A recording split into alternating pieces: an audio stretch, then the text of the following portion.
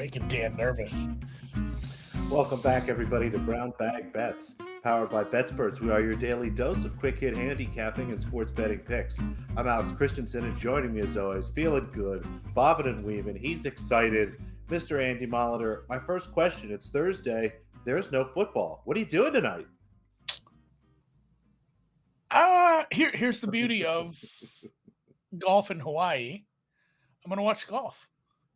Like, golf doesn't, I haven't even written my golf article yet. It's half done. I'm getting there. I'm gonna do what no one can do. I'm gonna beat the market at its most efficient. Probably not, but we'll see. I'm gonna bet golf a little earlier next week. I'll have some more time as we'll be diving into much fewer NFL games. I did check some accounts though. I think I've decided what the most exciting part about this NFL weekend is, and it is of course getting regular season win totals cashed. Like, as soon as they play all these games, I'm sure bookmaker will start to cash some of these bets. And it was a break even-ish year on those. I had some bad ones, but my main positions were the Raiders, which did not go well under.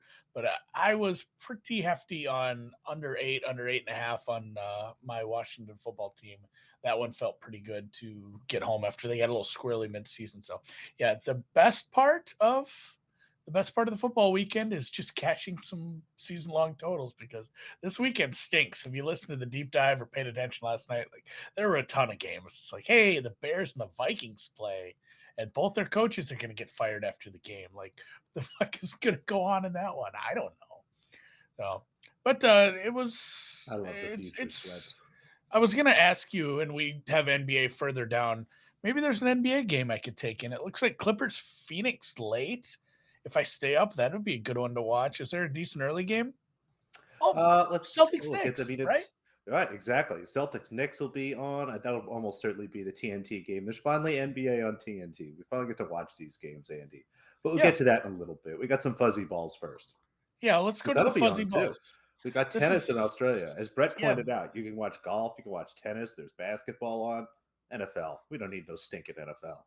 Yeah, let's talk about some ladies who filled out their visa forms properly, entered the country under no mysterious circumstances, and are playing tennis legally in Adelaide, Melbourne, and other places.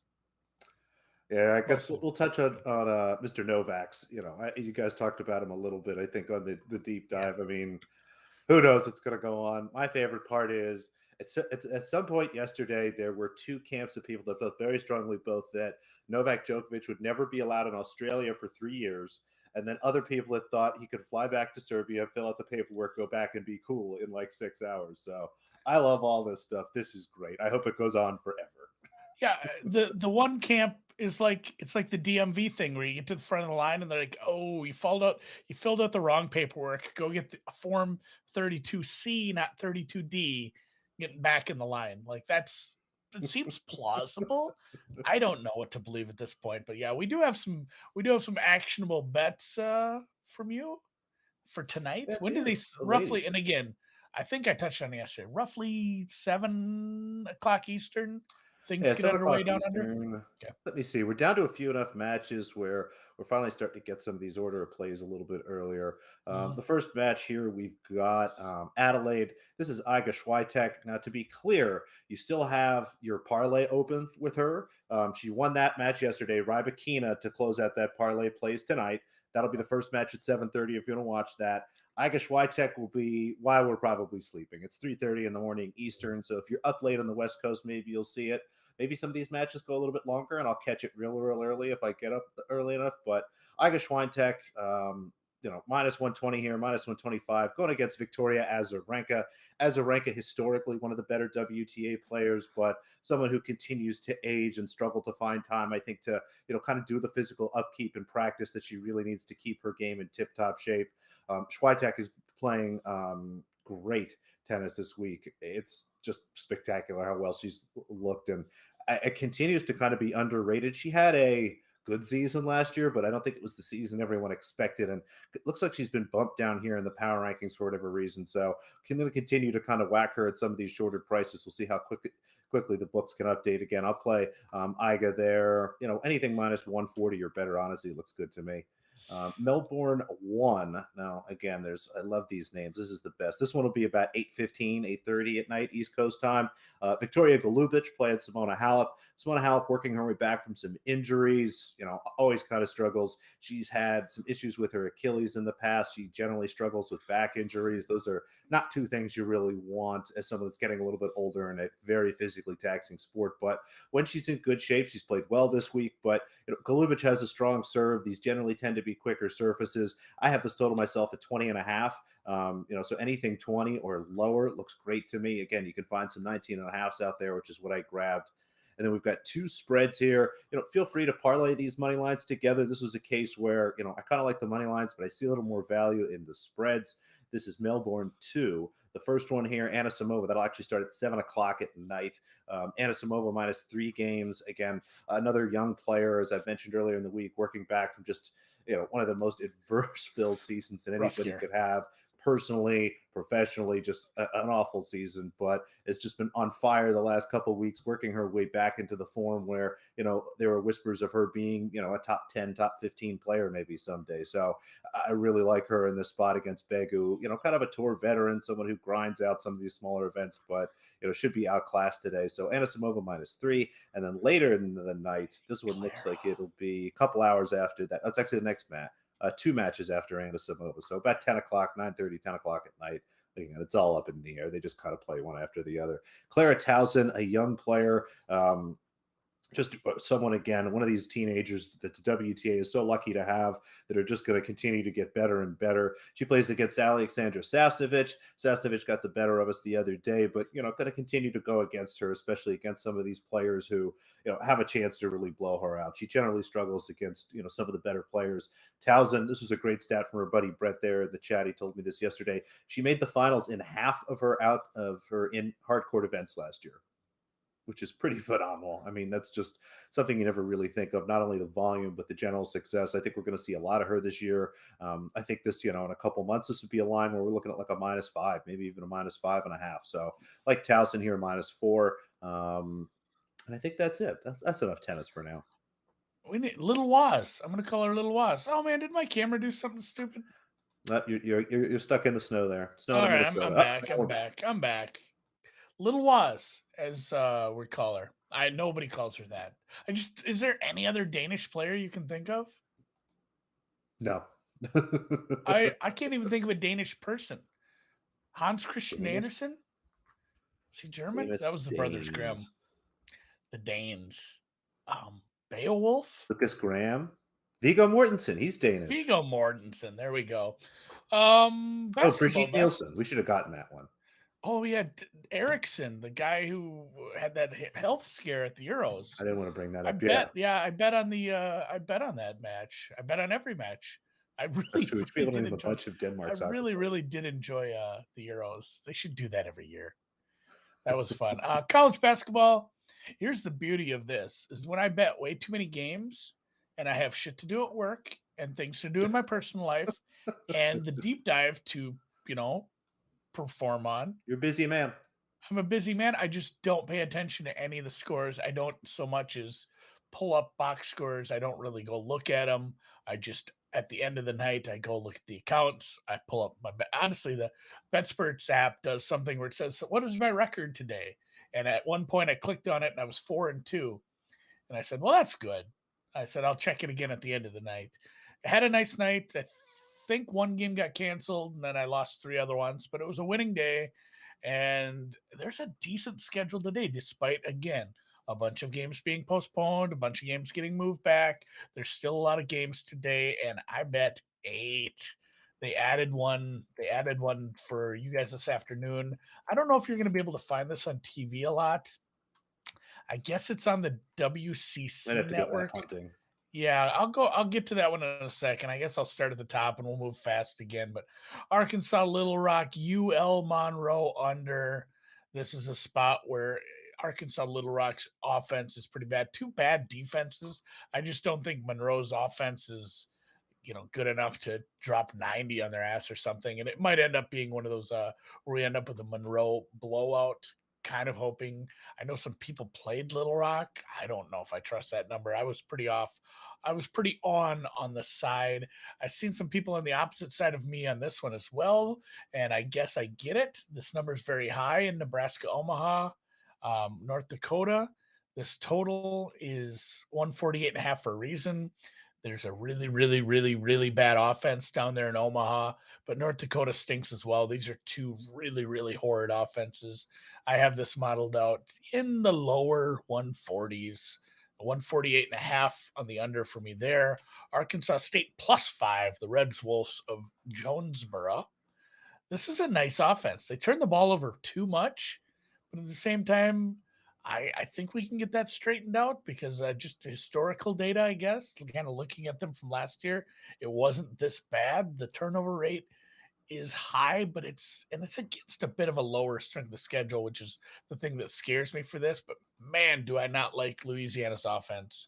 Good defense, bad offense, and they themselves turn the ball over quite a bit. So I like the dog near Arky State +5, UAB North Texas. Betting a low total over doesn't feel good ever when you start to see these teams come out, but it is the we need a name for this, Noops. You bet basketball. What do you call it? Fast paced team versus slow paced team. And like a very big difference in the pace. A pace disparity? I don't know. I can't think of a Pace fun disparity. nickname I for know that. pace disparity is the perfect word for it, but it's not snappy. We're going to think of We'll something think of for that something one. We'll snappy. think of that one. But yeah, UAB A tortoise plays. and hare game. Yeah, the tortoise there. UAB plays pretty fast. North Texas, not so much. North Texas is a worser offense by a little bit. I do believe in UAB's offense. Good defense, but I think North Texas can get some scoring too. And UAB really, really good from deep. So some three balls help me out there.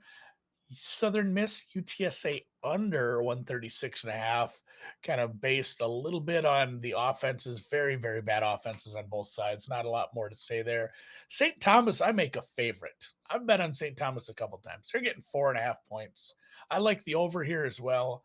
I probably won't bet this I did bet this as a money line as well, just a little bit, because I found a plus 184, almost 2 to 1. Couldn't help Because yourself. I just trust my stuff enough, and the St. Thomas's offense is so fun, but man, they had a little bit of trouble in the second half the last time I bet them, and that makes me worried against a team in Oral Roberts who has a star like Max.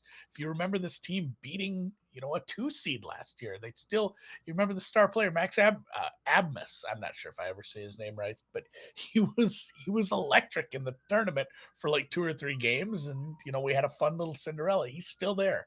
This is a good team. This is a good offense, but it's two good offenses, and I don't trust a few things about Oral Roberts Golden Eagles. I'll take the 4.5 or 5 at some places you can find. San Francisco Loyola was the game I referenced earlier. This is a rescheduled fun game. This is going to be at like 2 p.m. These are non-conference. We're in conference schedule. This was like a hey, let's throw a game together kind of thing.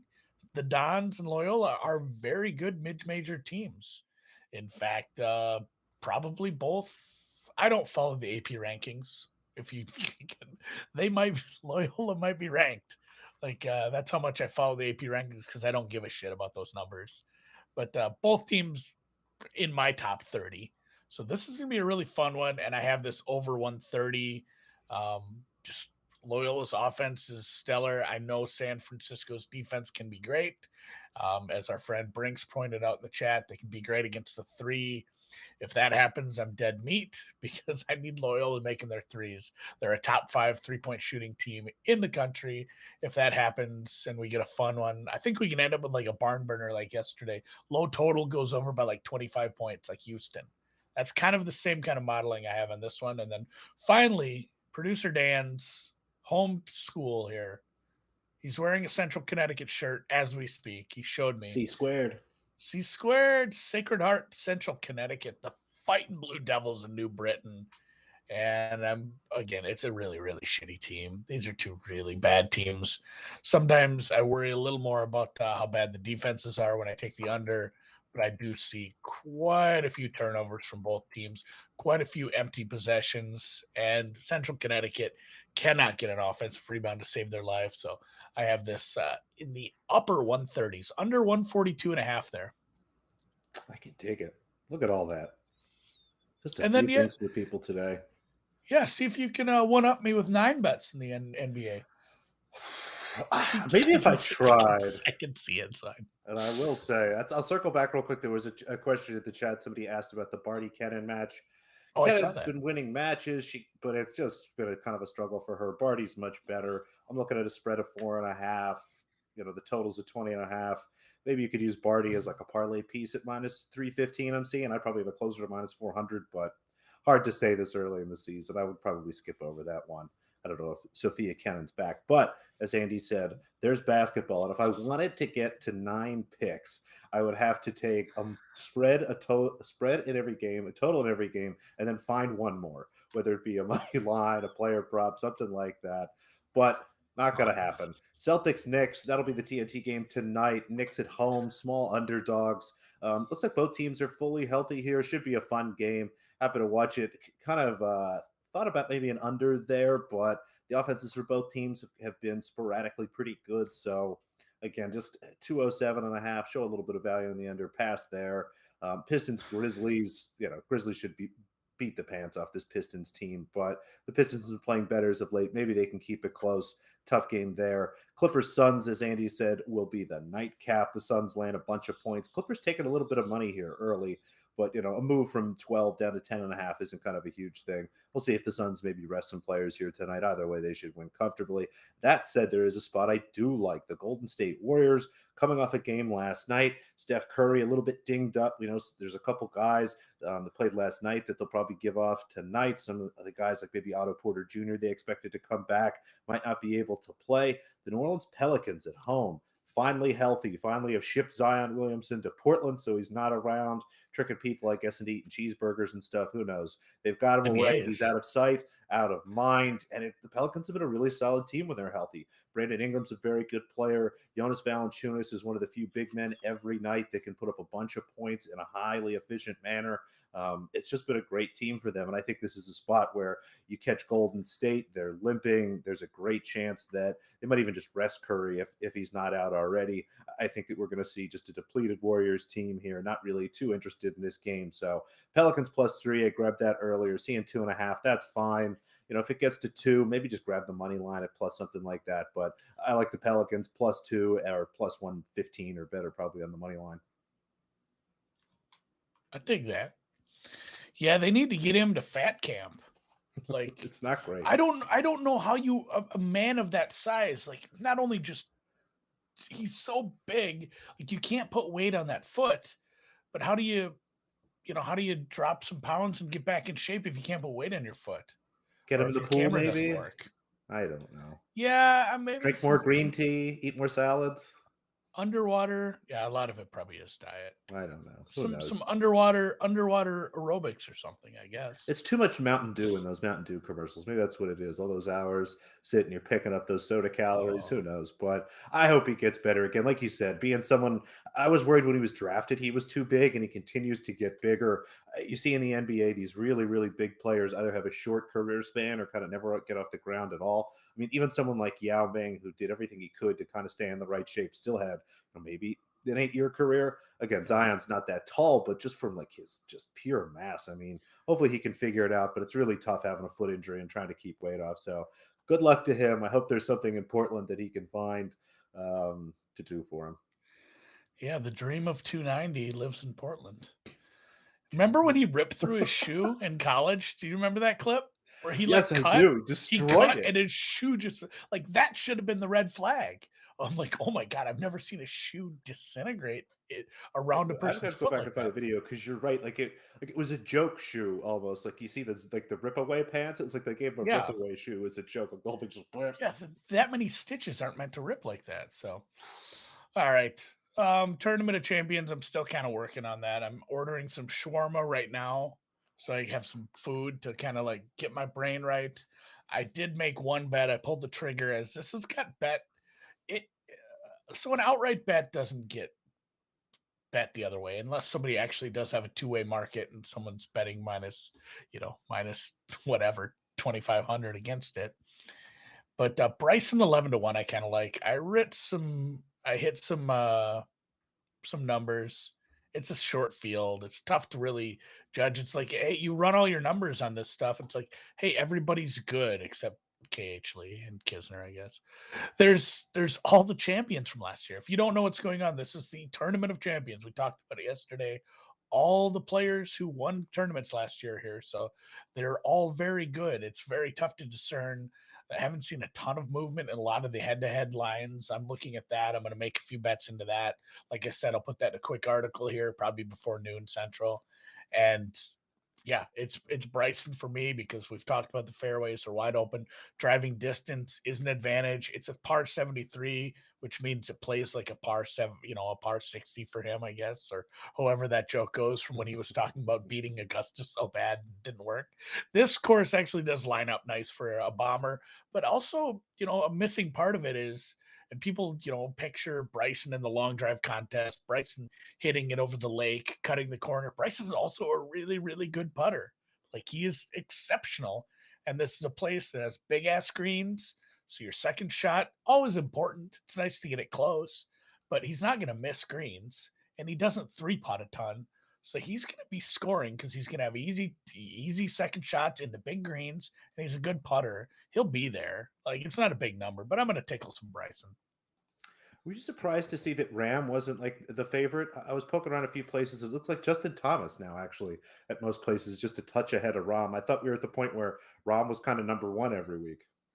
Yeah, I mean JT's taking some money here too. He fits the course well, and people like him, and I guess he's playing good, and he's been there. But Rom's kind of on the Zion diet too.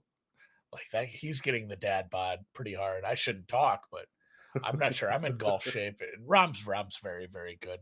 And like I said, it's hard to discern all these players from each other. They're just all so incredible, and Well, it's hard to discern Thomas specifically. When him and Spieth are on the course from the back, they look exactly the same. yeah, It is impossible for me to tell until you get like around the side. They're like, oh, and here's a golfer hitting the shot from the back. Could be Justin Thomas. Could be they are Jordan the Spieth. Who they knows? are It's the same frustrating. I need person. to wear like I need to figure out what the hat color is. Maybe one of them needs to get a haircut change or something. I don't know. Yeah, you gotta like just determine what shirt they're wearing at the beginning of the It's tournament. probably true. That's what I usually do when I'm. That's why Tiger wore red, so everyone knew it was him. That's smart. Fun fact: people didn't know that. That's it. Just a bunch of basketball, a bunch of Tennis, tennis for golf. tonight. Basketball starts at 2. Tennis goes until we wake up tomorrow. Golf starts in like 3 hours or something, and it's gonna be a fun day, even without Thursday night football. We're dangerously close to the NFL playoffs. We have the NBA getting in a swing. We're getting close to March. Golf is starting. Tennis is taking off, and we're jacked. We're jacked, and we'll see you here tomorrow.